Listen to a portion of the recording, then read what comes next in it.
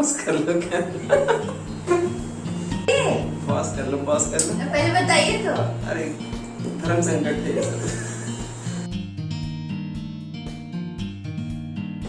3 बार सिर्फ। 3 बार।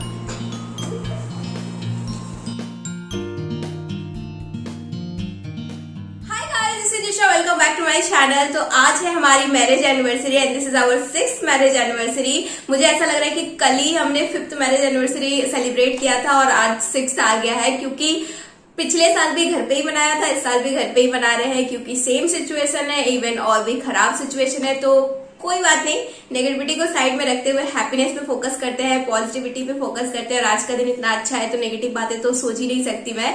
सो यस, आज का ब्लॉग मैं स्टार्ट कर रही हूँ शाम से। अभी 4:30-5 ऐसे बज रहे हैं और प्रिंस बना रहे हैं नूडल्स। शाम का स्पेशल आज स्नैक है एंड आज थोड़ा सा हम लोग जंक वगैरह भी खा लेते हैं, क्योंकि स्पेशल डे है ना, जो मन करता है वो खाना चाहिए और कुछ तो कर नहीं सकते, तो खा के ही थोड़ा सा सेलिब्रेट करेंगे। ऑल्सो वीडियो के एंड में छोटा सा Q&A भी होने वाला है, क्योंकि कल मैंने इंस्टाग्राम पे पोस्ट डाला था कि आप हमारे से क्वेश्चन पूछ सकते हैं हमारे एनिवर्सरी स्पेशल। तो कुछ 5-6 क्वेश्चन मैंने पिक किए हैं, तो एक छोटा सा Q&A टाइप का भी होने वाला है वीडियो के एंड में, तो वीडियो के एंड तक जरूर देखिएगा।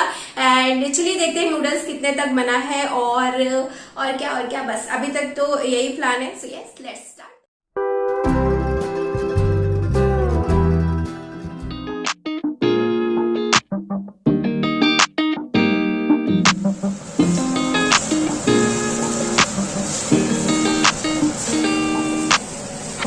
Settling in, settling down,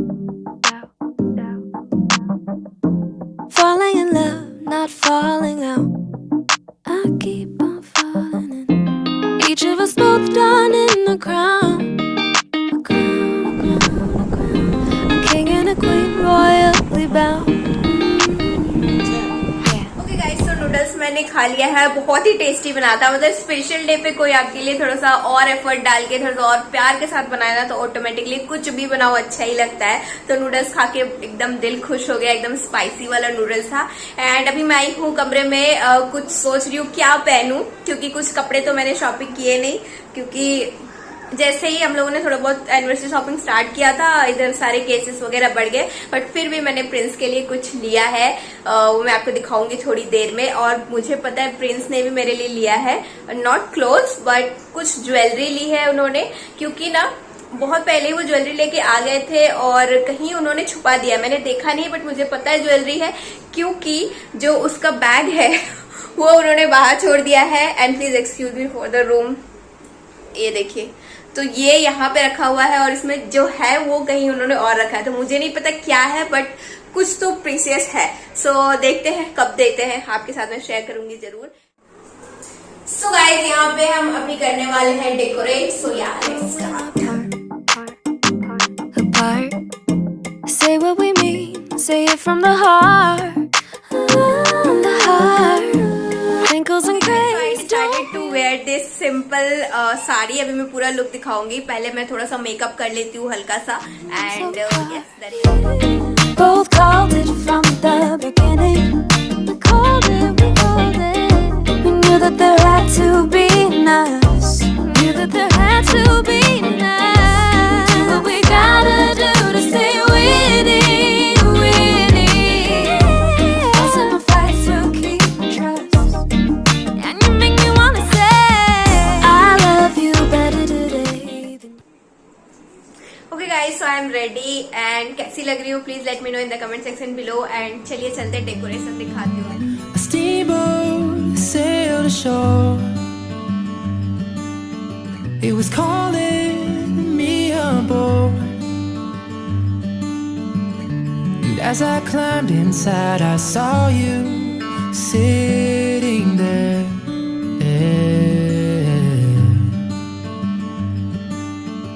In a daydream, you were lost, but you saw me through the fog. You tried to hide behind your paper and your pen, but you laughed instead.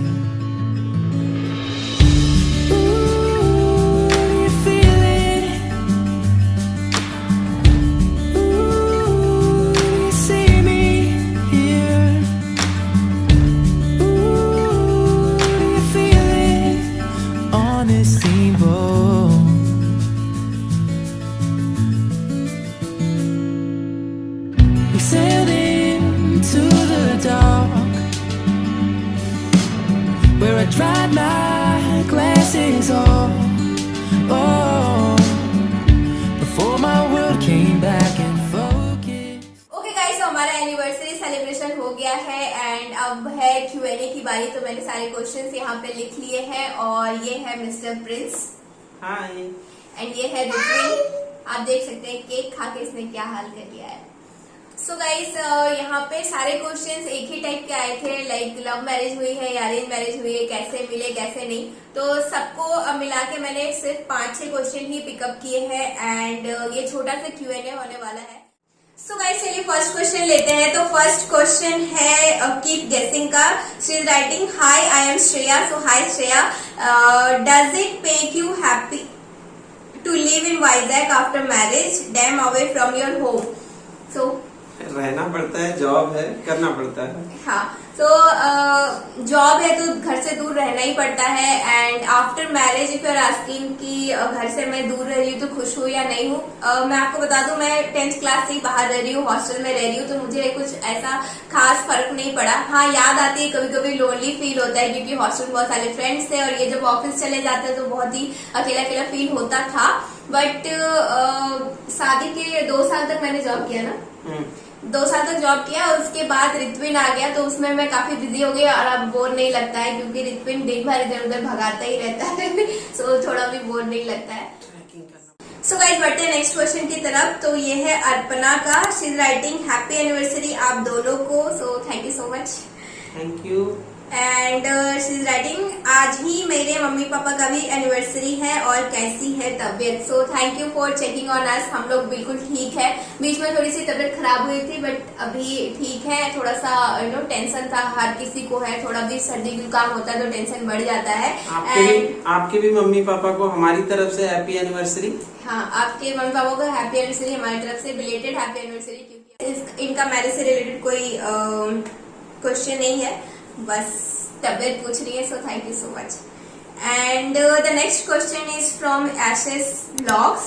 So he is writing first of all happy marriage anniversary. Thank you आपको और Prince जीजू को। And आप और Prince जीजू कैसे मिले? हम लोग मिले थे एक कम्युनिटी गैदरिंग में। सो एक जायसवाल समाज का एक फंक्शन था तो हम लोग दोनों जायसवाल ही है। तो यहाँ पे जब मैं वाइजैक में नई आई थी तो होली था ना, होली मिलन में इनवाइट किए थे एंड आधा दूर मैं गई थी बस से और काफी रात हो गया था तो ये मुझे लेने के लिए आए थे, वेन्यू तक रिसीव करने के लिए आए थे। तो ऐसे ही हम मिले और मतलब ऐसे ही बातचीत हुआ। उसके बाद फिर घर वाले भी इन्वॉल्व हुए, मतलब क्योंकि यहीं पे हम दोनों का जॉब था तो ऐसे ही चलता गया और फिर मैरिज हो गया। एंड ये जो स्टोरी है और भी इंटरेस्टिंग है तो वो हम आपसे कभी बाद में शेयर करेंगे सो guys next question is also same. आप लोग कैसे मिले और शादी का डिसीजन कैसे लिया? लव मैरिज है, अरेंज मैरिज है? सो कैसे मिले? हम लोग ने बताया कि कम्युनिटी गैदरिंग के थ्रू मिले। और शादी का डिसीजन कैसे लिया हमने? शादी का डिसीजन हम लोगों ने बस एक दूसरे को देखा, एक दूसरे को पसंद किया, दोनों के विचार मिले।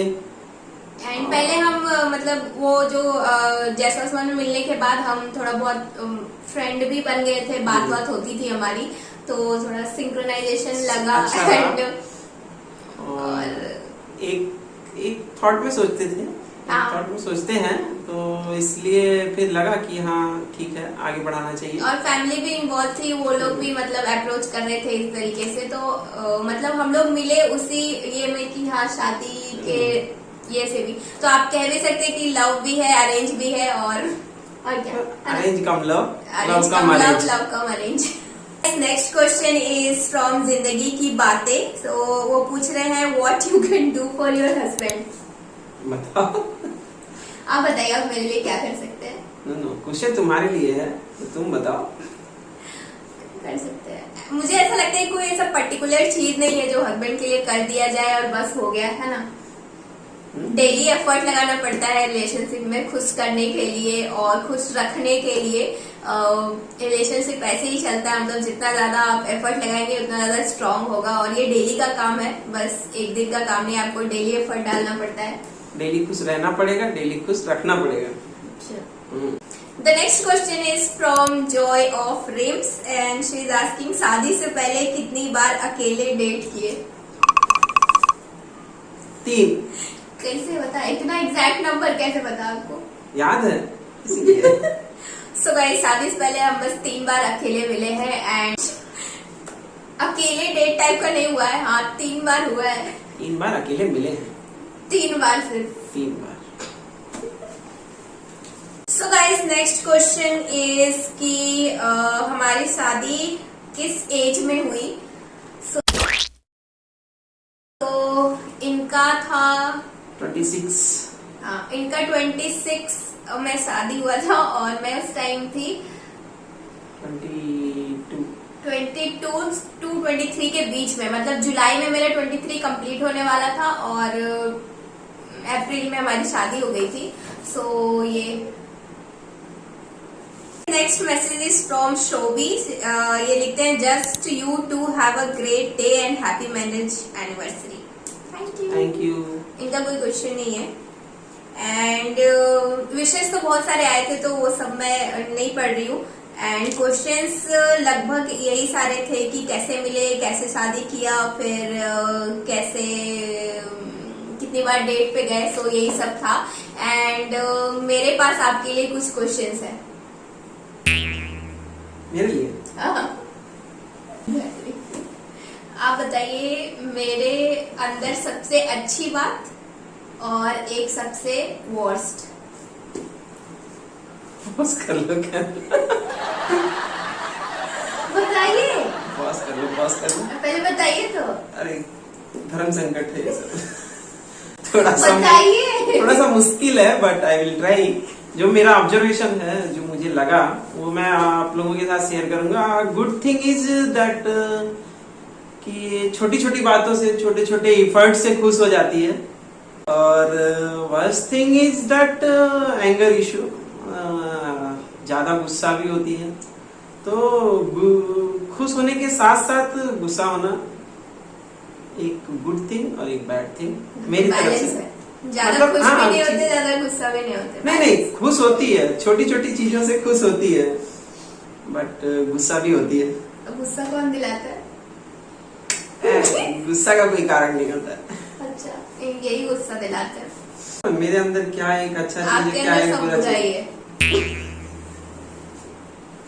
अच्छा, ओके।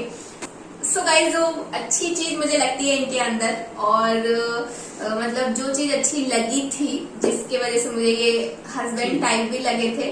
सो बहुत साफ दिल के हैं, मतलब दिल में ऐसे कुछ रखते नहीं है कुछ, मतलब समझ सकते हो आप। तो ईमानदार, ऑनेस्ट और हार्ड वर्किंग बहुत है। जो भी कुछ इन्होंने किया है आज तक अपनी लाइफ में, खुद के बदौलत किया है। So I am very proud of him. और इनका कोई मतलब ऐसा इशू ही नहीं है जिसे क्या बोले जिससे कुछ बहुत ज्यादा परेशानी हो। मतलब आराम से एकदम अच्छे इंसान है। एंड बुरी बात ये है कि भुलक्कड़ है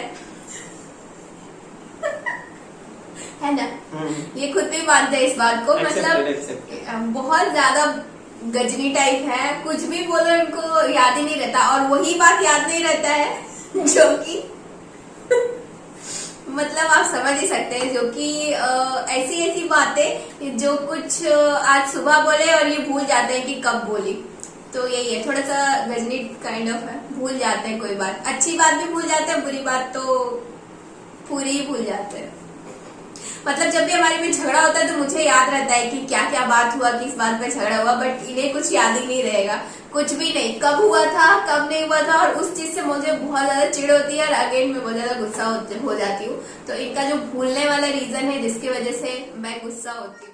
सो गाइस, ये थे कुछ क्वेश्चंस जो आपके तरफ से आए थे, जो हम लोगों ने आंसर करने की कोशिश की है। And yes, so that's it. और थैंक यू सो मच, आप लोगों ने हमें इतना सारा विशेस भेजा और ब्लेसिंग्स भी दी।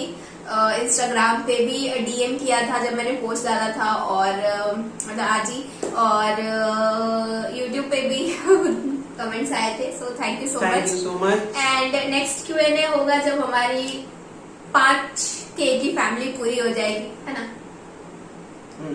Sure. और एक छोटा सा गिव अवे भी होने वाला है। सो अगर आप लोगों ने अभी तक सब्सक्राइब नहीं किया तो सब्सक्राइब कर ले और कमेंट्स करते रहे ताकि हमें पता चले कि कौन कौन है जो रेगुलर हमारे वीडियोस देखते हैं ना। हमारी YouTube फैमिली में कौन कौन है? हाँ, जो एक्टिव है। तो गिव अवे आने वाला है 5000 होने के बाद, so stay tune for that.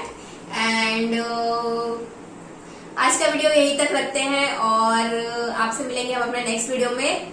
बताइएगा जरूर कि आपको हमारा वीडियो कैसा लगा। अच्छा लगा है तो क्या करना है? लाइक, शेयर, सब्सक्राइब और बेल आइकन को भी प्रेस कर ले ताकि जब भी नया वीडियो आए आप लोगों तक नोटिफिकेशन सबसे पहले पहुंचे। So guys, see you super soon my next video. Till then, bye.